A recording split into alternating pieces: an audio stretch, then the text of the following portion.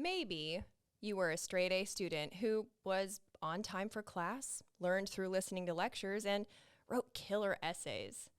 Or maybe you were a smart but not studious student who learned by doing and whose favorite class was lunch. If you were the second kind of student, chances are good that if you have kids, the apple didn't fall far from the tree. So what now? Well, my next guest is helping kids like you excel. He's the welding instructor at Pensacola High School, where they were recently awarded a grant for the program. And today he's going to share how the program is helping kids start their young adult lives off strong and contribute to the community. Welder, musician, Tate High graduate, Zac Stefanko. Thanks for being here. Thanks for having me. Thanks for taking time out of your, two busy jobs, music career, and 4 kids to be here. You find those minutes here and there to squeeze in. Yeah, fun. that's what I like. I really enjoyed learning more about the welding program because, as you may have guessed, I'm not a welder. So I have lots of questions. Okay. And you shared you were a little bit more like Kid 2 that I just described. Yeah. Yeah. So what was it like for you to go from like a traditional student environment to becoming a welding student? It was the first time I felt like, oh, I'm excited to go to school now because I was learning something new and I was learning something that I felt like I was good at and something that my ag teacher in 10th grade said the magic words, there's money in this business. I was like, and no college. This sounds like me. Yeah, because then that gives you the flexibility to do more things. Mm-hmm. So, yeah, it's opened a lot of doors for me. And that one of the things I really preach to my students is this can be a tool to get you into other trades or other. You don't just have to be. You don't have to go to welding school and just that's the only thing you do is you be a welder. You learn pipe fitting. You can go to a mechanic shop and learn to be a mechanic on either cars or heavy equipment, or you can be a mechanic at a factory or a power plant or a chemical plant or any kind of facility like that. Welding becomes another tool in the toolbox up here. So, it becomes more than just this is all I do. Well, exactly. And I think more people are realizing that when it comes to your job, you can expect how you make money to also be personally fulfilling and all your relationships there to check all the boxes. Exactly.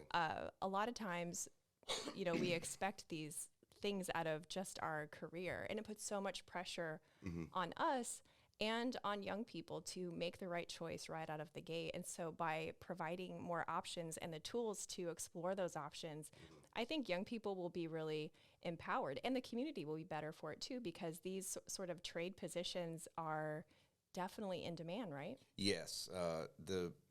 So when I was at Gulf Power for 13 years, there was a gap between the people that had been hired into the maintenance role where we were welder mechanics, machinist mechanics, and stuff like that. I coined the phrase, I was the senior new guy, because at 12 years of experience there, the next guy on the seniority list was at like 25 years or 26 years. So there was this big gap. And part of that is because, the 90s happened and technology went through the roof of advancements, and everybody preached, go to college, go to college, go to college, go to college. For some reason, everybody in the early 2000s said, I'm going to go to college to be a marine biologist. Oh my gosh, that's so true. Yeah.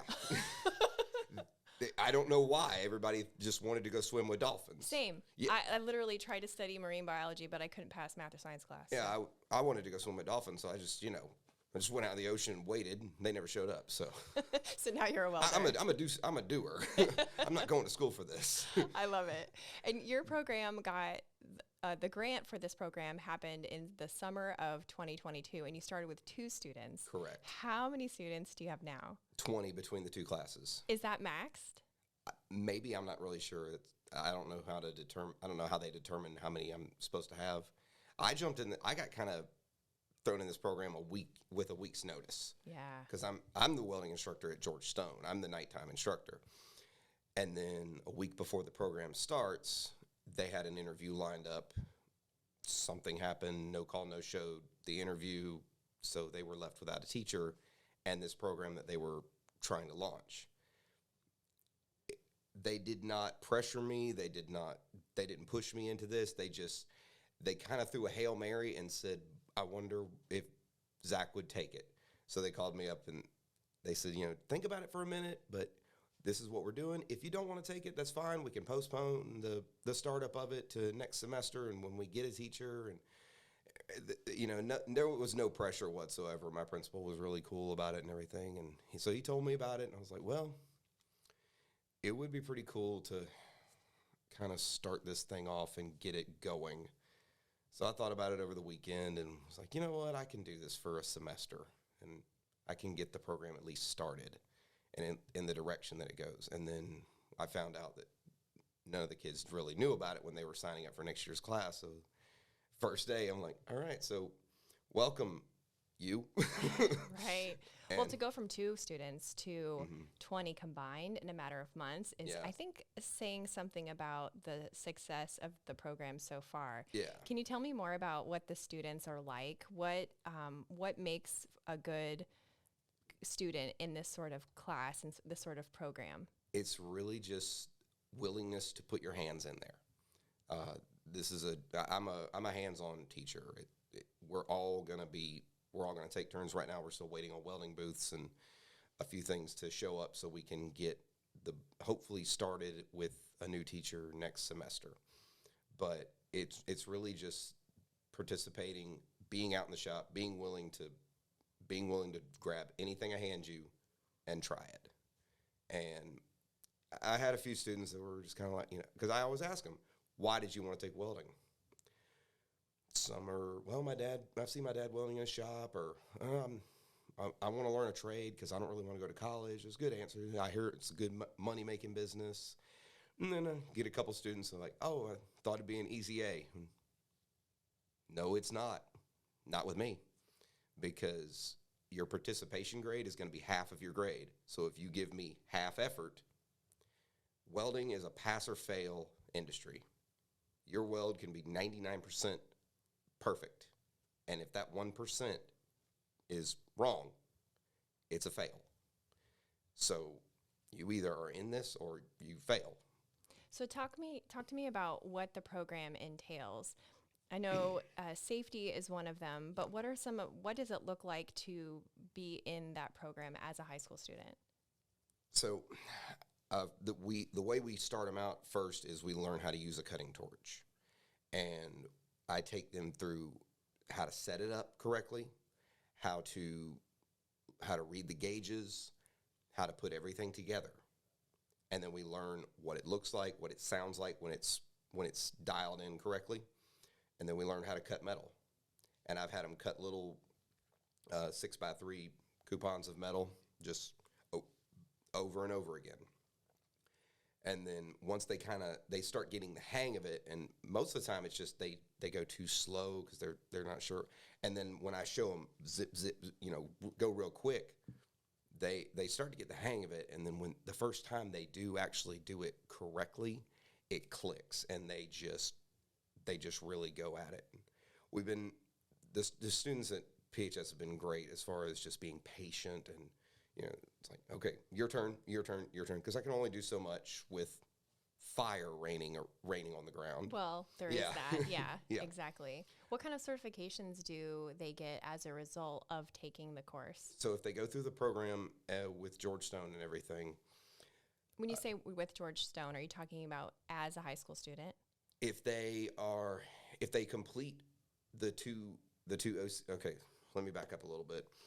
With the George Stone program, because that's how we're running the PHS program, is kind of a prerequisite. Okay. So we have what are called OCPs. They're occupational completion points, and it's essentially sections of various learning in a way to build your abilities and your knowledge towards this trade. Welder Assistant 1 is safety and learning how to use a cutting torch.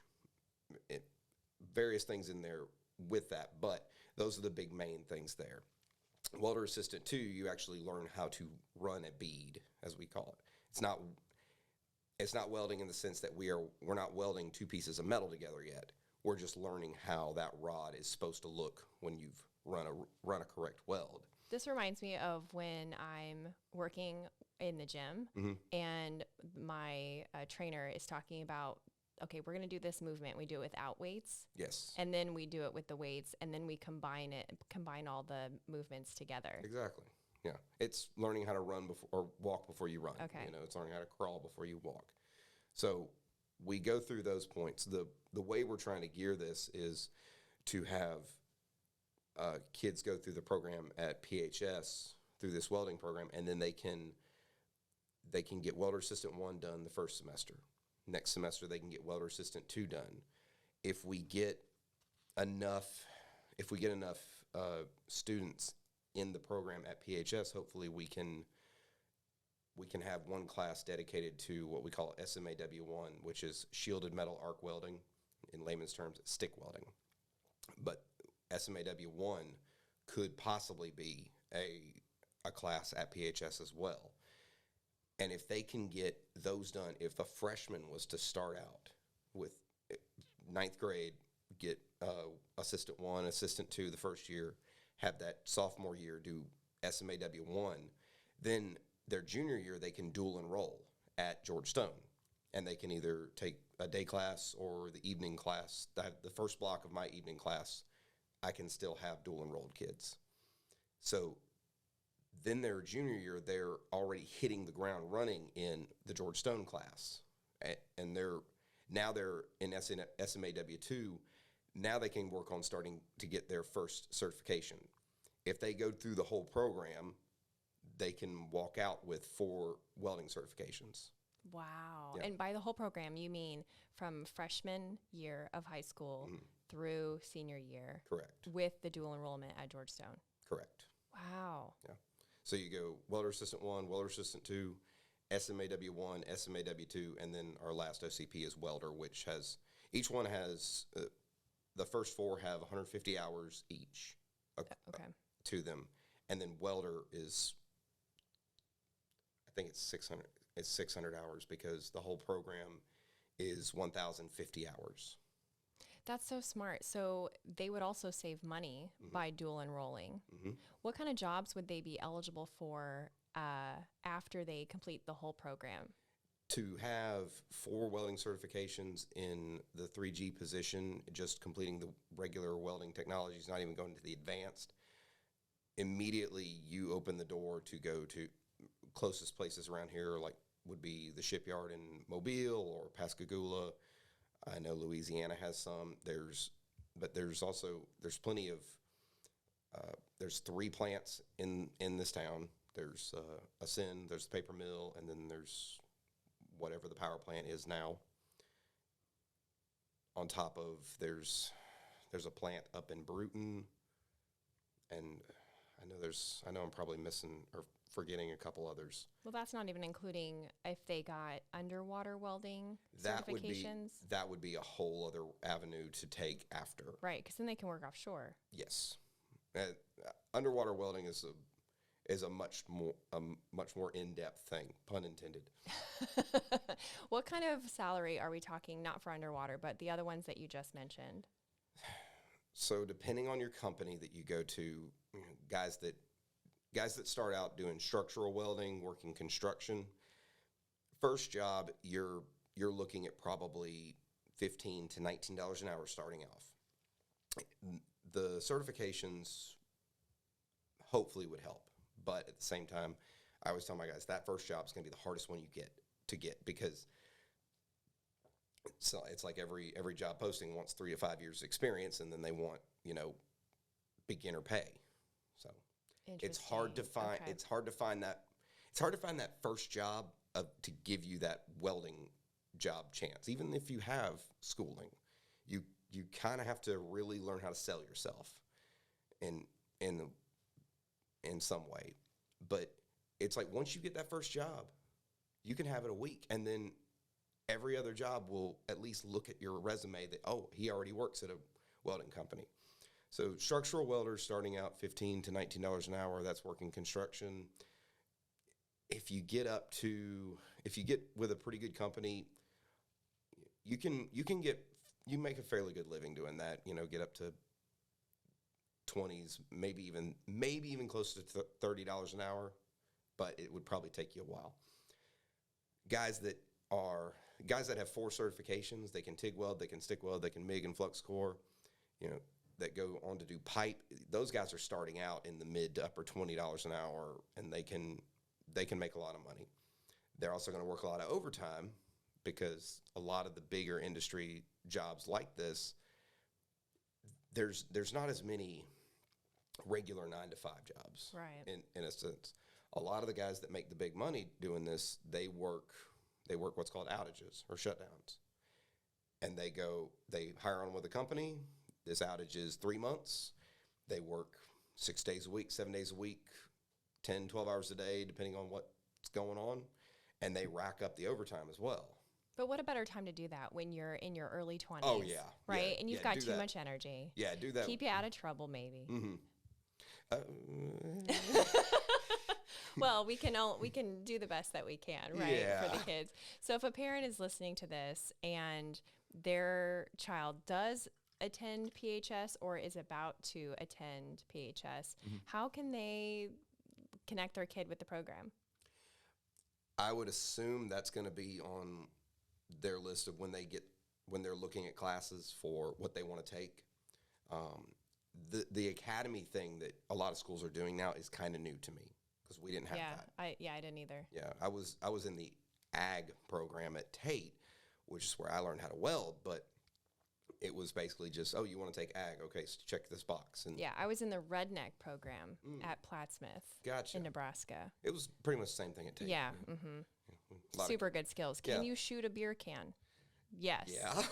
Then, that was the skills that we learned. Yeah. So I think these... from a tractor. Yes, a moving tractor. I mean, you nailed it. I think these academies are really giving a lot of people options, a lot of families options, a lot of kids options. Yeah. And as long as they know about them, then, that's where their launch point is just knowing what the options are. Yeah. And I think, Escambia County is just a magical place to me. I think it's just such an interesting place filled with really cool families, really cool young people. And if we can, equip them to not be their peak coolness in high school, but to continue out into the community, then we're all the better for it. So. Exactly. So as we wrap up, my final question is, what do you want people to know about Escambia County Public Schools? Having worked with a bunch of teachers over my years, having known a bunch of teachers, not just from having kids, but being a teacher, working in the school system, the biggest thing I always tell people is these teachers love your students. They love your kids. When I taught 5th graders, I would always tell them, don't ever doubt your teacher that your teacher loves you, because if the fire drill goes off, whether it's real or not, who's out first? You are. The teacher will be the last one out. So that was always my analogy for them. I love it. And I always tell my guys, I love you guys to death, but sometimes there's a but. Sometimes there's a but, and that's natural. Well, thank you so much for sharing this. It was a really great chat. Thanks.